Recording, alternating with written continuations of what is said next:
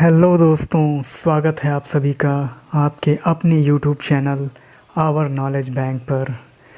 दोस्तों, पिछले वीडियो में हमने शब्द रचना के अंतर्गत जाना शब्द क्या होते हैं, इसके कितने भेद हैं और रचना के आधार पर शब्दों के कितने भेद हैं।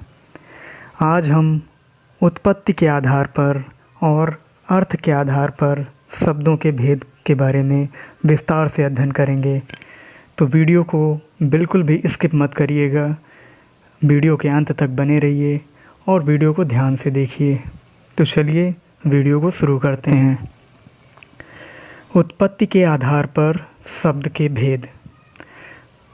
उत्पत्ति के आधार पर शब्द के 4 भेद होते हैं। पहला है हमारा तत्सम शब्द, दूसरा है तद्भव शब्द, तीसरा है देशज शब्द और चौथा है विदेशज शब्द। ये 4 प्रकार के शब्द होते हैं उत्पत्ति या जन्म के आधार पर। पहला है हमारा तत्सम शब्द। तत्सम, जैसे अगर इसका हम तंद विच्छेद करें तो इसका होगा तत् धन सम, यानी कि तत् का मतलब होता है उसके। तत् मीन्स उसके और सम मीन्स समान। अब उसके यानी संस्कृत, तो संस्कृत के समान, यानी जो शब्द संस्कृत के समान होते हैं वो तत्सम शब्द कहलाते हैं। जो शब्द संस्कृत के समान प्रयोग होते हैं वो तत्सम शब्द कहलाते हैं। जैसे अग्नि, क्षेत्र, वायु, रात्रि, सूर्य, चंद्र, ये सब हमारे तत्सम शब्द हैं। दूसरा है हमारा तद्भव शब्द। अब तद्भव को अभी अगर हम संधि विच्छेद करें तो इसका होगा तद धन भव।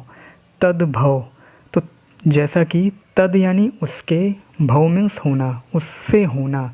किससे होना?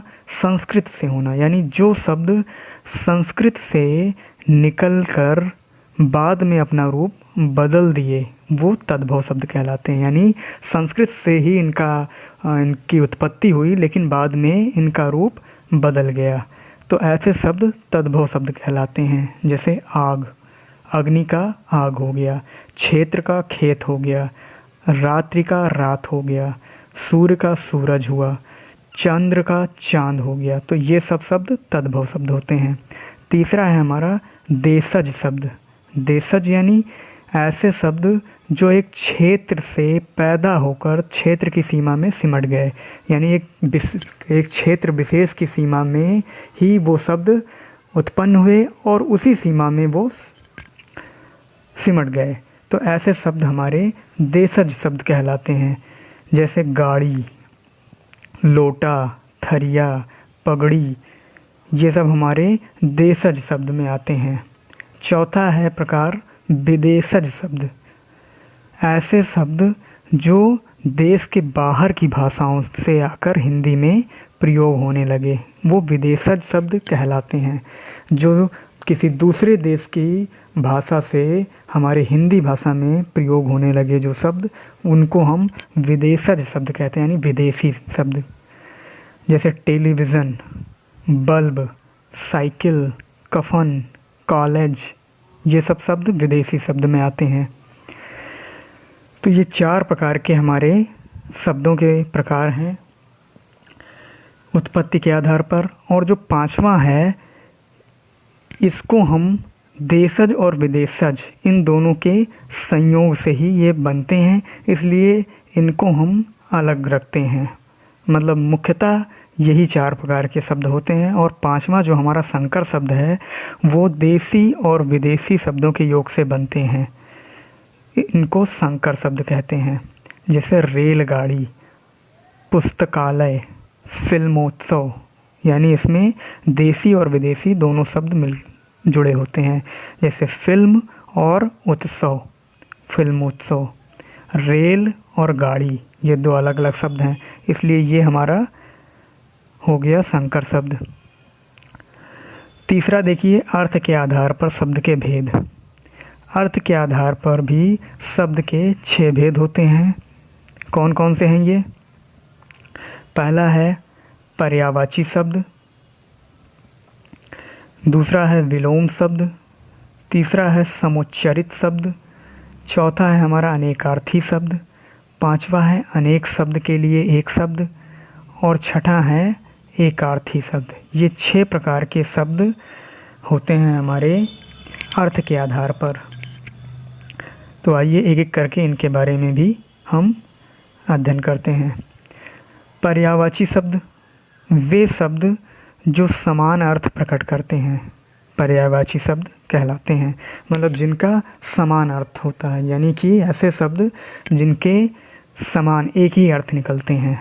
जैसे सूर्य, सूर्य का रवि भी होता है, सूरज भी होता है, भास्कर भी होता है, आदित्य होता है, प्रभाकर होता है, दिवाकर होता है। तो ये सब अलग अलग शब्द हैं, लेकिन सभी का अर्थ एक ही है, यानी सभी सूर्य के ही एक नाम है।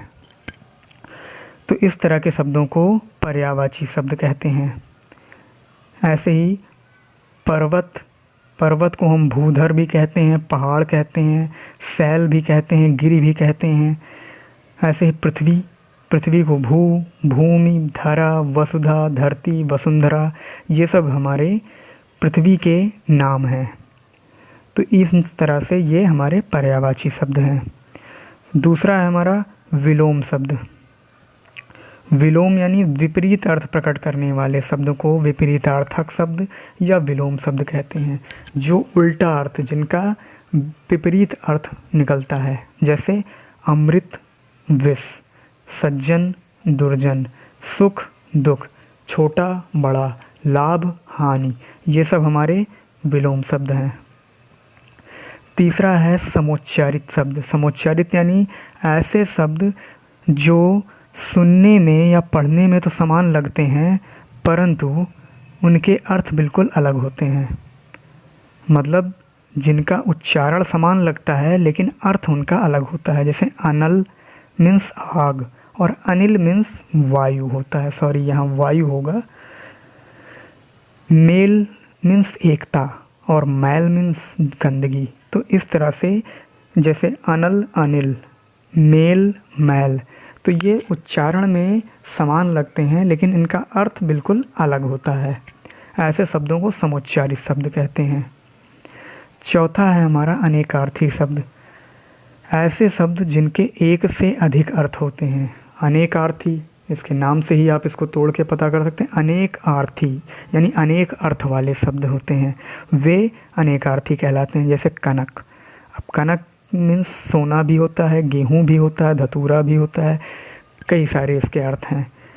तो आप इसको ये नहीं कह सकते कि ये पर्यायवाची शब्द हैं, क्योंकि अगर हम कहें गेहूँ तो गेहूँ का यही सारा नाम नहीं होगा। ये सिर्फ अनेक अर्थ के हैं, यानी अलग अलग इनके एक ही शब्द के कई सारे अर्थ होते हैं। पांचवा है हमारा अनेक शब्द के लिए एक शब्द, यानी हम कह सकते हैं कि कई शब्दों के लिए कोई एक शब्द प्रयोग किया जाना। जिन शब्दों का प्रयोग अनेक शब्दों के स्थान पर या किसी वाक्य के स्थान पर किया जाता है, अनेक शब्द के लिए एक शब्द कहलाते हैं। जैसे जिसके आने की कोई तिथि ना हो। अब यहाँ कई सारे इसमें शब्द हैं, इन सभी शब्दों के लिए या हम कहें कि इस पूरे वाक्य के लिए एक शब्द कहेंगे हम अतिथि, यानी इस पूरे को हम कह सकते हैं अतिथि। जिसका कोई अंत ना हो, अनंत। जिसकी कोई सीमा ना हो, असीम। तो इस तरह से इसको अनेक शब्द के लिए एक शब्द कहते हैं। अगला है हमारा एकार्थी शब्द। ऐसे शब्द जो देखने में एक दूसरे के पर्यायवाची लगते हैं लेकिन उनके अर्थ में भिन्नता होती है। जैसे ईर्ष्या। अब ईर्ष्या और द्वेष ये दोनों दिखने में तो एक जैसे हैं, जैसे एक पर्यायवाची लगते हैं, लेकिन दोनों का अर्थ अलग होता है। ईर्ष्या यानी दूसरों की उन्नति देखकर मन में होने वाली जलन को कहते हैं, और द्वेष यानी किसी से शत्रुता का भाव होना। तो ऐसे शब्दों को हम एकार्थी शब्द कहते हैं। दोस्तों, आई होप ये वीडियो आपको पसंद आया। अगर वीडियो पसंद आया हो तो प्लीज़ वीडियो को लाइक करिए, अधिक से अधिक लोगों को शेयर करिए जिससे ये उनके भी काम आ सके। अगर चैनल पर नए हैं तो चैनल को सब्सक्राइब कर लीजिए और साइड में लगे बेल आइकन को प्रेस कर दीजिए, जिससे हम जो भी वीडियो अपलोड करें वो आपको समय पर मिलता रहे। धन्यवाद।